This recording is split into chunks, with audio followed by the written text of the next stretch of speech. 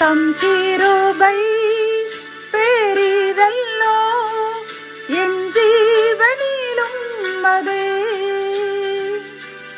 இம்மட்டும் காத்ததுவே இன்னும் தேவை கிருபை தாருமே இன்னும் தேவை கிருபை தாருமே.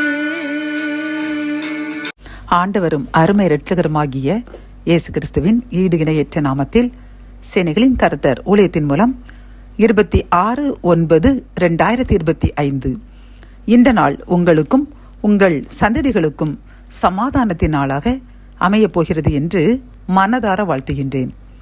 இன்று நாம் அறியவிருக்கும் கிருபையின் வார்த்தைகள் யோவான் 6:27 அழிந்து போகிற போஜனத்திற்காக அல்ல, நித்திய ஜீவன் வரைக்கும் நிலை நிற்கிற போஜனத்திற்காகவே கிரியை நடப்பியுங்கள், அதை மனுஷகுமாரன் உங்களுக்கு கொடுப்பார்.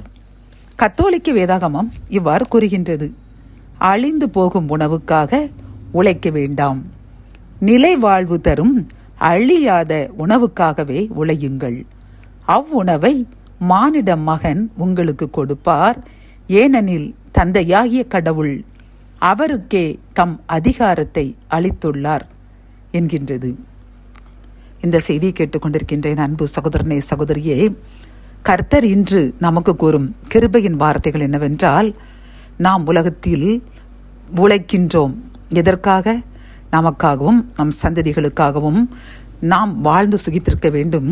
உலகத்தில் உள்ள அனைத்து நன்மைகளையும், கடவுள் படைத்து வைத்திருக்கிற அனைத்து ஆசீர்வாதங்களையும் அனுபவிக்க வேண்டும் என்று நாம் கடினமாக உழைத்து தகுதிக்கு மேற்பட்ட வேலைகளை கூட செய்து பணத்தை நாம் சம்பாத்தியம் பண்ணுகின்றோம் பிரியமானவர்களே.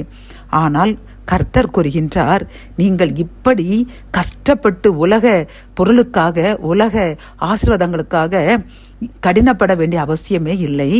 ஆனால் நீங்கள் எனக்காக, என்னுடைய ஆத்மா ஆதாயத்திற்காக, என்னுடைய மீட்பிற்கு நீங்கள் ஆட்களை ஆயத்தப்படுத்தும் பொழுது நீங்கள் விரும்புகின்ற அந்த காரியத்தை நான் உங்களுக்கு அதிகமாக தருவேன்.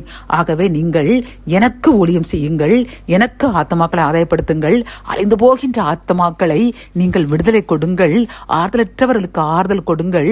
அப்படி நீங்கள் ஆத்மாவை ஆதாயப்படுத்தும் பொழுது உங்களுக்கு தேவையான அனைத்து காரியங்களையும் நான் உங்களுக்கு அருளச் செய்வேன் என்று வாக்கு கொடுக்கின்றார் பிரியமானவர்களே. ஆகவே நாம் இன்றிலிருந்து முதலில் ஆண்டவரை தேடுவோம், தேவனுடைய ராஜ்யத்தையும் அவருடைய நீதியும் தேடுங்கள், அப்பொழுது இவை எல்லாம் உங்களுக்கு கூட கொடுக்கப்படும் என்று கர்த்தர் கூறுகின்றார். ஆகவே நாம் முதலில் கர்த்தருக்காக, அவருடைய ஆத்துமாக்களை ஆதாயப்படுத்துவதற்காக, அவருடைய ராஜ்யத்திற்கு மக்களை சேர்க்கும்படியான முயற்சியில் நாம் அதிகமாக ஈடுபடுவோம். அப்பொழுது கர்த்தர் நம் கையின் பிரயாசத்தை ஆசீர்வதித்து நம்மையும் நம் சந்ததிகளையும் வர்த்திக்க செய்வார். ஜெபம். என் அன்பு தகப்பனே, அழிந்து போகின்ற போஜனத்திற்காக, அழிந்து போகின்ற இந்த உலக ஆசபசங்களுக்காக நாங்கள் பிரயாசப்பட வேண்டாம். உம்முடைய ஆத்மாக்களை ஆதாயப்படுத்த நாங்கள் முயற்சி எடுக்கும் பொழுது எங்கள் தேவைகளை எல்லாம் நிறைவாக்கி ரெட்டிப்பாய் நிரப்புவேன் என்று கூறின கிருபையின் வார்த்தைக்காக நன்றியப்பா. நாங்கள் இன்றிலிருந்து எங்களுக்காக, எங்களுடைய மகிழ்ச்சிக்காக நாங்கள் உழைக்காமல் உம்முடைய ஆத்மாக்காக உழைப்போம் என்று தீர்மானிக்கின்றோம். நீங்கள் அதை ஏற்றுக்கொண்டு எங்களையும் எங்கள் சந்ததியும் ஆசீர்வதிங்க. மீட்பர் இயேசுவின் மூலம் ஜெபம் கேளும் நல்ல தகப்பனே, ஆமென்.